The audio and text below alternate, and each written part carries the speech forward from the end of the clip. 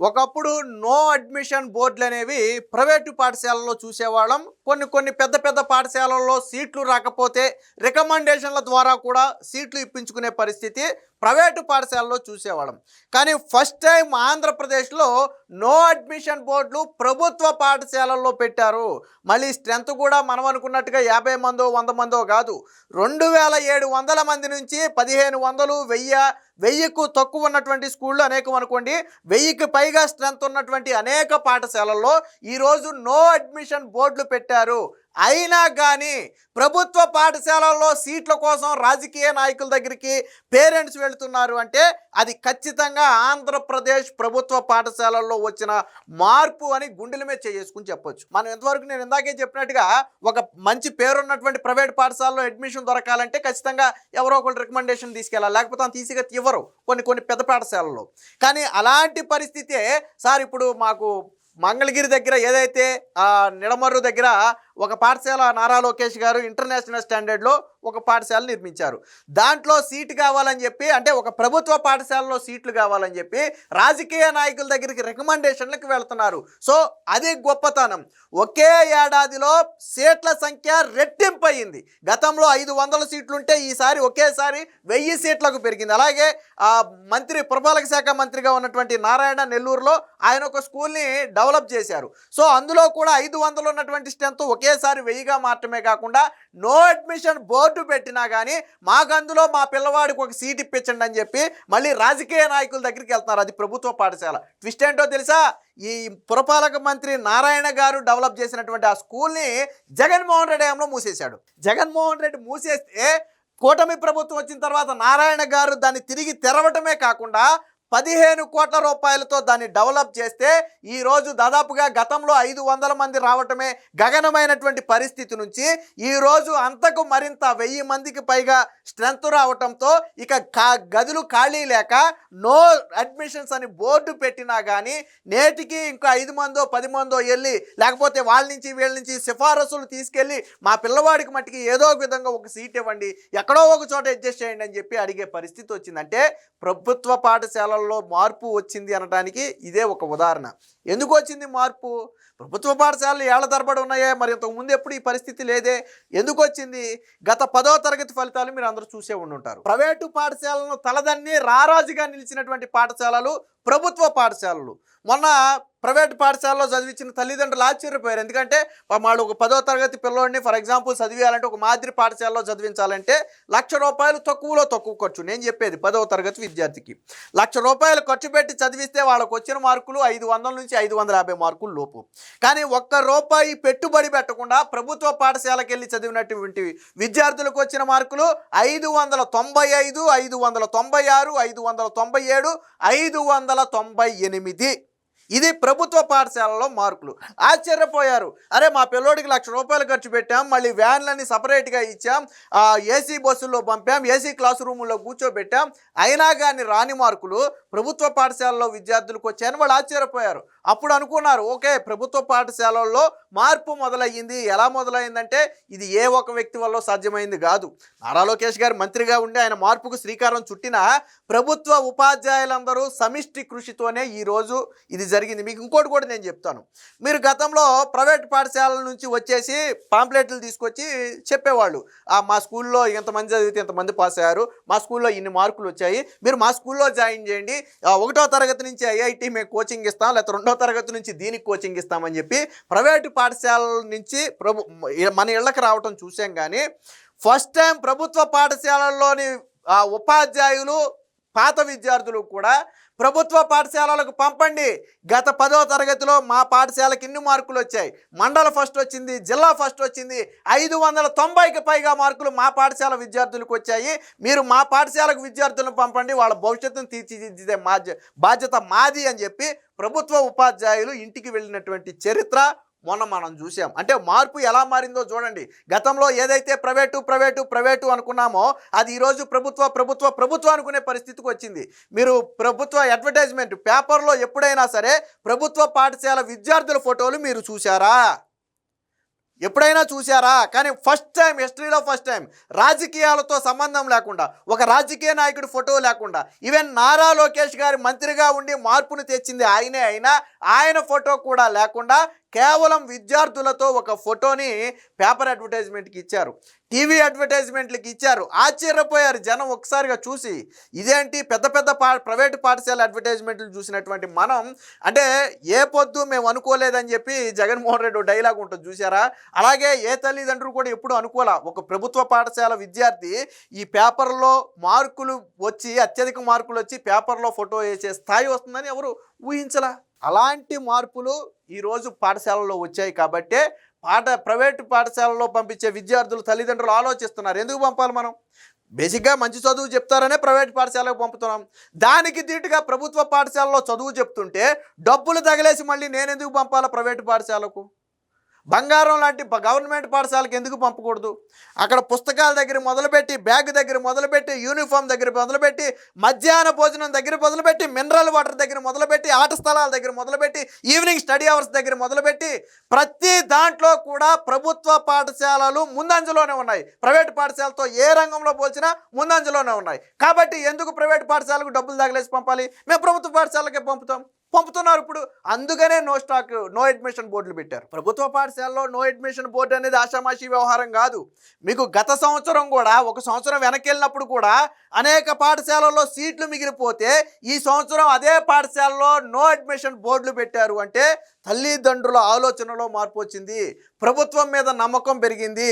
Private పాఠశాలలకు ఏమాత్రం తీసిపోని విధంగా విద్యార్థులకు చదువు చెబుతారు. ఇక్కడ నాణ్యమైనటువంటి ఉపాధ్యాయులు ఉంటారు, క్వాలిఫైడ్ టీచర్స్ ఉంటారు. వాళ్ళు ఆల్రెడీ సబ్జెక్టు చదివి బీఈడి, ఎంఈడి లాంటివి చేసి ఆ తర్వాత టెట్ లాంటివి రాసి డిఎస్సి లాంటి కాంపిటేటివ్ ఎగ్జామ్, లక్షల మంది పోటీ పడినటువంటి కాంపిటేటివ్ ఎగ్జామ్లో మెరిట్లో పోస్ట్ కొట్టి ఈరోజు ప్రభుత్వ పాఠశాలలోకి వస్తారంటే ఇక్కడ క్వాలిఫైడ్ టీచర్స్ ఉంటారు. మీకు ప్రైవేట్ పాఠశాలలో అటు 10th చదువుతాడో, ఇంటర్ చదువుతాడో, డిగ్రీ చదువుతాడో ఎవరికి తెలియదు. అవి తీసుకొస్తారు, పెడతారు, చెబుతారు.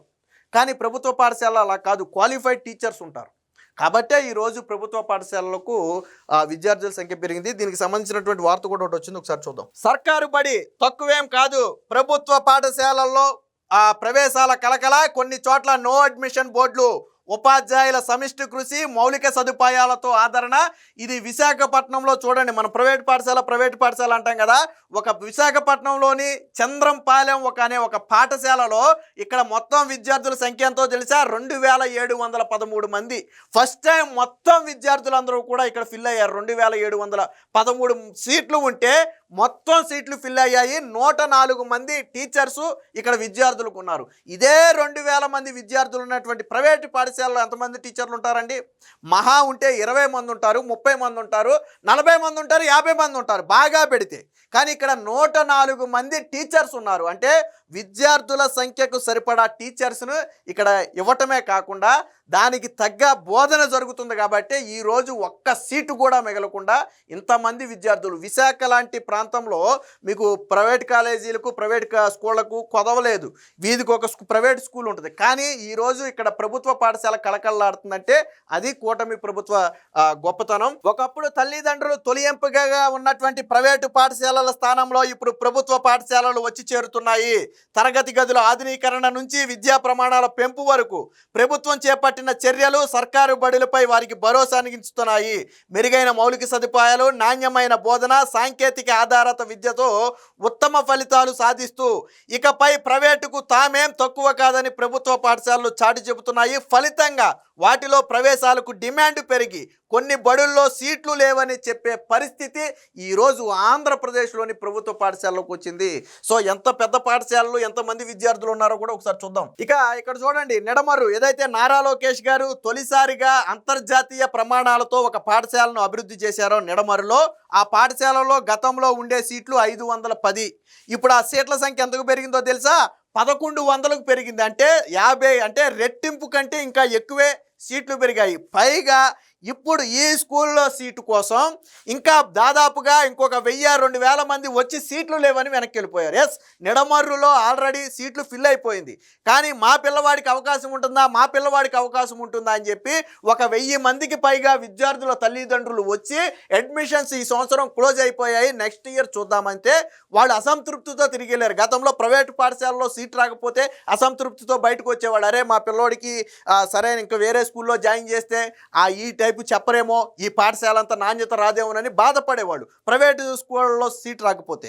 కానీ ఇప్పుడు ప్రభుత్వ పాఠశాలల్లో సీట్ రాకపోతే అర్రరే ఒక మంచి పాఠశాలలో మనకు సీట్ రాలేదే, వచ్చే సంవత్సరం అయినా సరే ఎలాగైనా సరే మన పిల్లోడిని ఇందులో జాయిన్ చేయాలని చెప్పి చాలామంది తల్లిదండ్రులు అనుకుని వెనక్కి వెళ్ళినటువంటి పరిస్థితి ఈరోజు నిడమర్రు పాఠశాలలో ఉంది. సో ఇక్కడ ఆకట్టుకునేలాగే క్రీడా మైదానం, ఆధునిక సౌకర్యాలు, తరగతి గదులు, కార్పొరేట్ విద్యాలయాన్ని తలపించే హంగులతో మంగళగిరి నియోజకవర్గం నిడమర్రు పాఠశాల అందరినీ ఆకర్షిస్తుంది.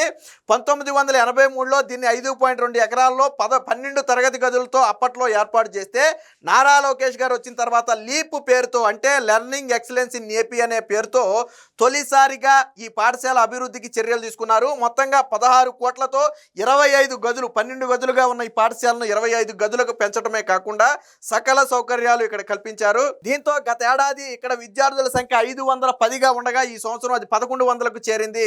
చిన్నారులకు play area, indoor stadium, football, MP theatre, ఈ రాష్ట్రంలోనే ఈ ఎంపీ థియేటర్ అనేది మొట్టమొదటిగా చెప్పొచ్చు. అంటే ఒక రకంగా మనం ఓపెన్ స్టేడియం లాంటిది. ఎంపీ థియేటర్ అంటే మనకి సింపుల్గా అర్థం కావాలంటే ఒక రకమైనటువంటి ఓపెన్ స్టేడియం లాంటిది. అంటే ఎంతవరకు కుస్తీ పోటీలు చూసేటప్పుడు మీకు ఐడియా ఉంటుంది కదా, సో అలాంటి ఒక ఓపెన్ స్టేడియం లాంటిది. 400 మంది విద్యార్థులు ఒకేసారి కూర్చుని భోజనం చేసే డైనింగ్ ఫెసిలిటీ కూడా ఈ పాఠశాలలో ఉంది. పెద్ద పెద్ద కార్పొరేట్ పాఠశాలలో కూడా 400 మంది 500 మంది ఒకేసారి కూర్చుని భోజనం చేసే పాఠశాలలు చాలా అరుదు. కానీ ఒక ప్రభుత్వ పాఠశాలలో 400 మంది కూర్చుని భోజనం చేసే డైనింగ్ హాల్ ఏర్పాటు చేశారు. అలాగే ఖాళీలు లేవని చెప్పినా వస్తున్నారు. నెల్లూరు జిల్లాలోని విఆర్ పులపాలక ఉన్నత పాఠశాలలో 2026-27 విద్యా సంవత్సరానికి సంబంధించి సీట్లన్నీ కూడా అయిపోయాయని ఉపాధ్యాయులు బయట నో అడ్మిషన్ బోర్డు, ఇదిగో ఈ గేట్ దగ్గర కనపడుతుంది, అదే మీకు కనపడుతుందో లేదో, ఈ గేటుకు పెట్టారు నో అడ్మిషన్స్, అంటే ప్రవేశాలు లేవు అని ఒక బోర్డుని ఇక్కడ గేటుకు పెట్టారు. సో దీన్ని ఎవరు అభివృద్ధి చేశారయ్యా అంటే మంత్రి నారాయణ గారు అభివృద్ధి చేశారు. వాస్తవానికి వైసీపీ హయాంలో మూతపడినటువంటి ఈ పాఠశాలను P4లో భాగంగా చంద్రబాబు గారి పిలుపుతో P4లో భాగంగా దత్తత తీసుకున్నటువంటి నారాయణ గారు 15 కోట్లతో ఈ స్కూల్ని అభివృద్ధి చేశారు. ఇందులో ఇక్కడ విద్యా మౌలిక సదుపాయాలు బాగుండటంతో విద్యార్థుల ప్రవేశాలకు భారీగా డిమాండ్ పెరిగింది. మొత్తంగా 1125 మంది విద్యార్థులు చదువుతున్నారు. 1వ తరగతిలో ఎప్పటికే 160 మందికి పైగా విద్యార్థులు చేరారు. ఖాళీలు లేవని చెప్పిన రోజుకి 30 మంది వరకు ప్రవేశాల కోసం వస్తున్నారు.